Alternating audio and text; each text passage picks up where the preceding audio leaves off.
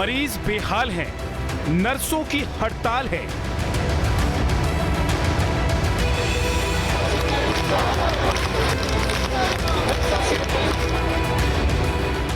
Corona काल में हड़ताल क्यों जरूरी?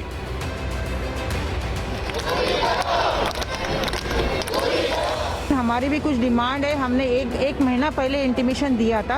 हमारे से बात करने की भी कोशिश नहीं की है और मिनिस्ट्री के द्वारा डराया धमकाया जा रहा है। आज ये लोग यहाँ अपनी तालियां पीट रहे हैं और अपने भाग्य पे कोस रहे, रो रहे। नर्सों की हड़ताल, मरीज हुए बेहाल। होता है एडवर्टाइज में, उसका इलाज नहीं हुआ। आपकी आंखों में आंसू, मैं समझ सकता हूँ, एक दर्द है।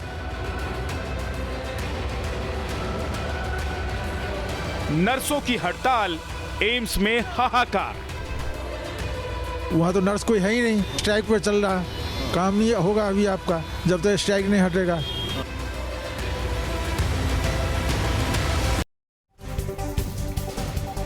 नमस्कार, न्यूज नेशन आप देख रहे हैं, आपके साथ मैं हूं विद्यानाथ झा। आज की सबसे बड़ी खबर है दिल्ली के एम्स से, जहां 5000 नर्सिंग स्टाफ हड़ताल पर चले गए हैं।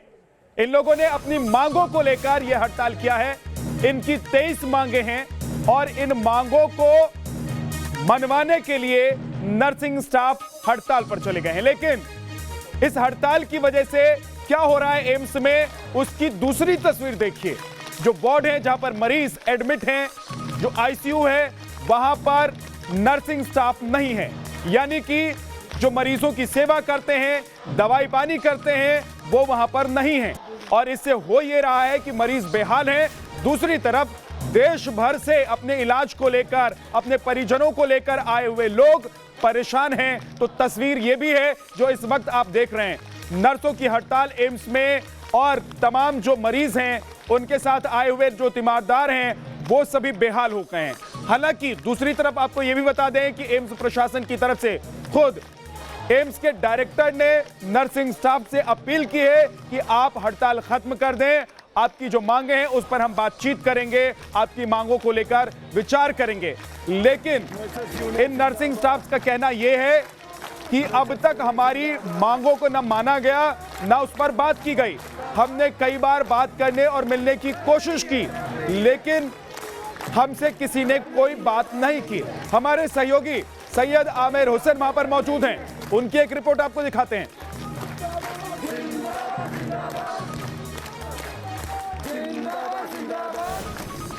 कोरोना काल में जहां पर तमाम मरीज एम्स पहुंचते हैं, वहां पर एम्स में नर्सेज हड़ताल की वजह से काफ़ी ज़्यादा नुकसान हो रहा है। खासतौर पे मरीज जो दूर दराज से आए हैं उनको इलाज नहीं मिल पा रहा है। इस समय हमारे साथ में तमाम ऐसे लोग हैं जो कहीं ना कहीं इससे दो चार हो रहे हैं, परेशानी से दो चार हो रहे हैं। सर, आपका नाम बता दीजिए और क्या समस्या है? मदन पाल नाम है जी मेरा। होता है एडवर्टाइज में, उसका इलाज नहीं हुआ। क्या हुआ था उनको? चोट लग गई थी जी। चोट लग गई थी, ऑपरेशन के लिए बोला था? नहीं कर लिया आज। क्या क्या डॉक्टर ने बोला? कहते हैं हड़ताल है जी नर्सों की। हड़ताल, तो नर्सेज हड़ताल में इस वजह से बिल्कुल भी इलाज नहीं हो रहा है? नहीं हो रहा जी। क्या कह रहे हैं? आपकी आंखों में आंसू, मैं समझ सकता हूँ, एक दर्द है, पिता का दर्द है। ये बात बिल्कुल सही है कि एक बच्चा जब कहीं ना कहीं बेड पे हो और उसको इलाज ना मिल रहा हो। क्या कह रहे हैं? अब आप देखिए ज़रा, ये बुजुर्ग हैं, इनकी आंखों में आंसू आ गए हैं इस बात को लेकर के कि इलाज नहीं मिल पा रहा है। ऐसे तमाम लोग होंगे, सोचिए ज़रा, ऐसे तमाम लोग होंगे जो इस दर्द से कहरा रहे होंगे कि आप प्रशासन और नर्सेज स्टाफ के बीच में समन्वय नहीं हो पाया और इस वजह से ऐसे बुजुर्ग को परेशानी का सामना करना पड़ता है। आप क्या अपील करेंगे उन नर्सेज से जो हड़ताल पर बैठी हुई? हम तो कह रहे जी, जो मरीज है इनका इलाज करो, हड़ताल जो ना ये ख़त्म करो। कम से कम इतनी दूर से आदमी आता है और वो चला जाता, फायदा क्या है? अभी तबीयत कैसी है? वो तो एडमिट है ना, इलाज बिल्कुल नहीं मिल पा रहा है। आप सोचिए ज़रा कि अब कहाँ जाएंगे ये, कि कैसे अपने बच्चे का इलाज कराएंगे? ऐसे केवल एक इंसान नहीं है। आप बताइए क्या क्या परेशानी हो रही है? जी, आज नर्स के पास गए हुए थे तो वहाँ तो नर्स कोई है ही नहीं, तो कह रहे कि स्ट्राइक पर चल रहा, काम नहीं होगा अभी आपका जब तक स्ट्राइक नहीं हटेगा तब तक। फिर वापस आ गए। और क्या क्या क्या मरीज़ है आपका? तो नाम बताऊँ क्या? नहीं ना, क्या परेशानी क्या है? परेशानी खून ब्लड चढ़ाने का था।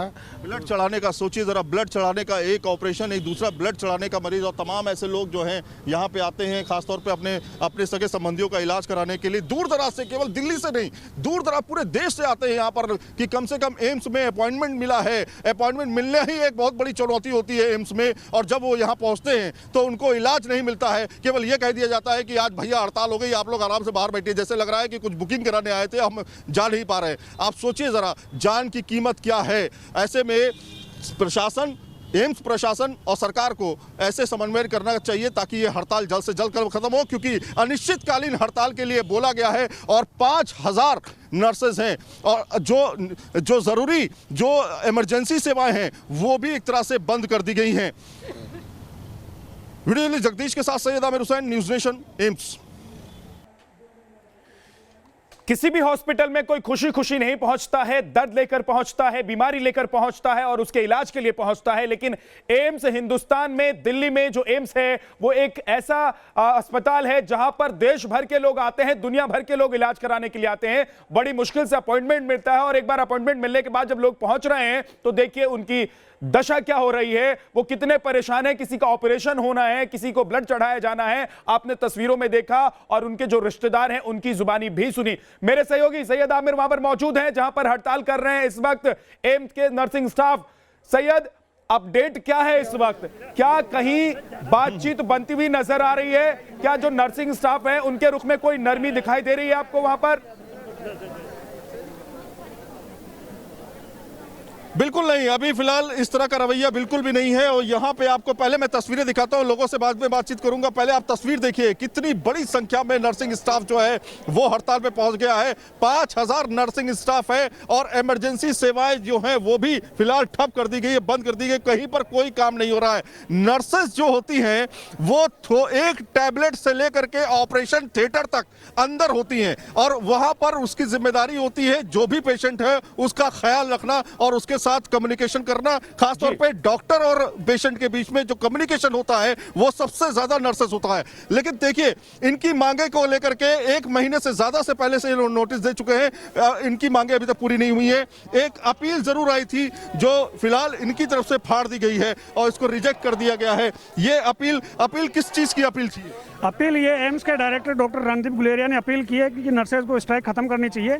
जबकि नर्सेज का कहना यह है कि जब 1 महीने पहले से आपको नोटिस दिया हुआ और जो मांगे हैं वो कई सालों से अटकी हुई है।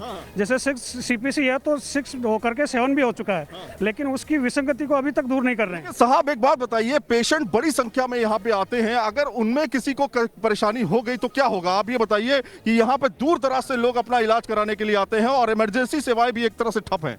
सर, ये आपका बिल्कुल जायज़ सवाल है और ये बनता है, लेकिन इस सवाल का जवाब देने का लिए जो ऑथराइज पर्सन है वो एम्स का डायरेक्टर और देश का स्वास्थ्य मंत्री है।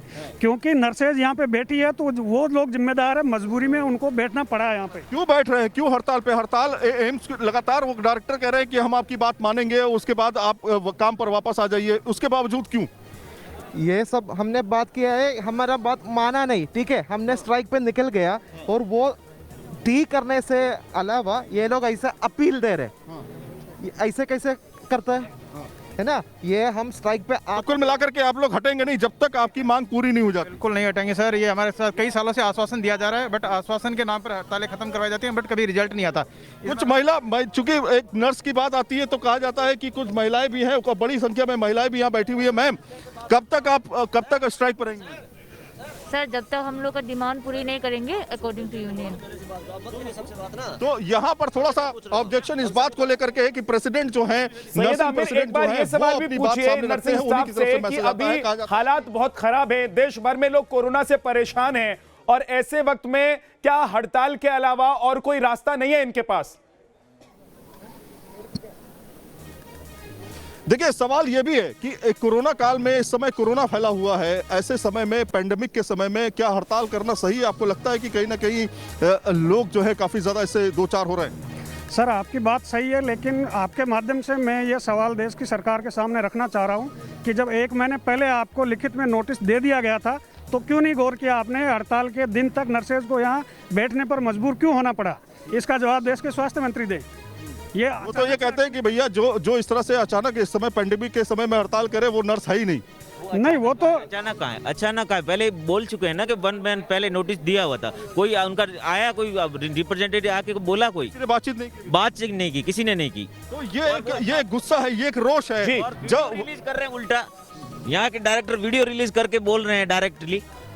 तो ये कम्युनिकेशन जो है, इनका ये कहना है कि डायरेक्टर को खुद आकर के कम से कम बातचीत करनी चाहिए। जो वीडियो उन्होंने जारी किया उसमें उन्होंने कहा कि 23 जो मांगे हैं वो उनमें से कुछ मांगे मान ली गई हैं, ऐसा उनका कहना है। जबकि यहाँ पर जो प्रेसिडेंट हैं, जो नर्सिंग एसोसिएशन के प्रेसिडेंट हैं, उनसे जब हमने बातचीत की तो उन्होंने कहा एक सिंगल मांग भी जो है नहीं मानी गई है। ये उन्होंने न्यूज नेशन के कैमरे पे कहा है। तो कुल मिलाकर के रोष काफी ज्यादा है। 5000 नर्सेज हैं और अब जो काम अंदर का चल रहा है, मैनेज किया जा रहा है, डॉक्टर्स के आवर्स, ड्यूटी आवर्स जो है बढ़ा दिए गए हैं, तमाम तरीके से मैनेज किया जा रहा है। लेकिन लंबे समय तक ये चल नहीं पाएगा क्योंकि काफी ज्यादा शुक्रिया, बहुत बहुत शुक्रिया इस पूरी जानकारी के लिए आमिर आपका। आप नजर बनाकर रखिए, आपके पास लौटेंगे और भी अपडेट्स के लिए।